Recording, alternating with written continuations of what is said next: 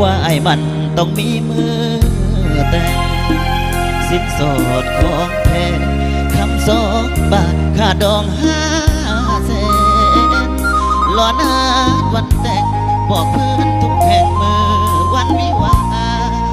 แต่ก็1 ปีผ่านมา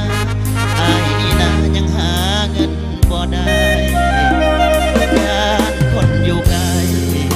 เอาใจเจ้าไปเป็น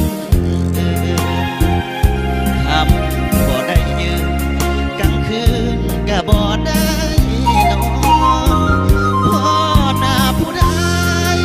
ก็ฝากบอกเจ้าลาก่อนให้อายหาเงินสักก้อนแล้วสิย้อนคืนไปขอแต่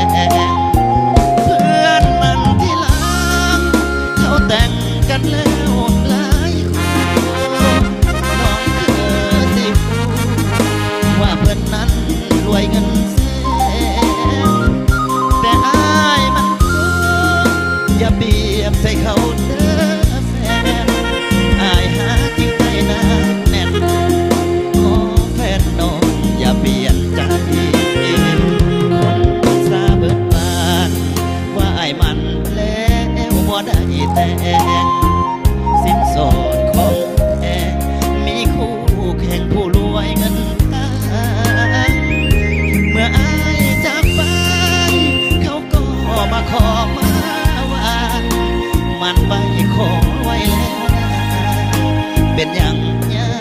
งบ่ได้แต่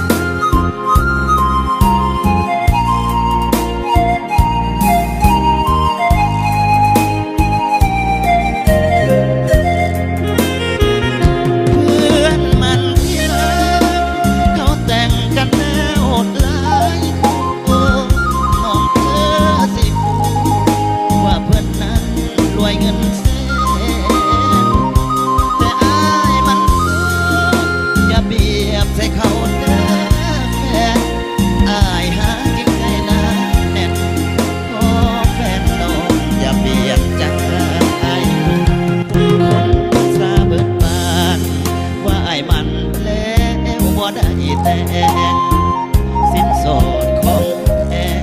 มีคู่แข่งผู้รวยเงินทางเมื่ออายจากไปเขาก็มาขอมาว่ามันไปขอไว้แล้วนะเป็นอย่างยังบ่ได้แต่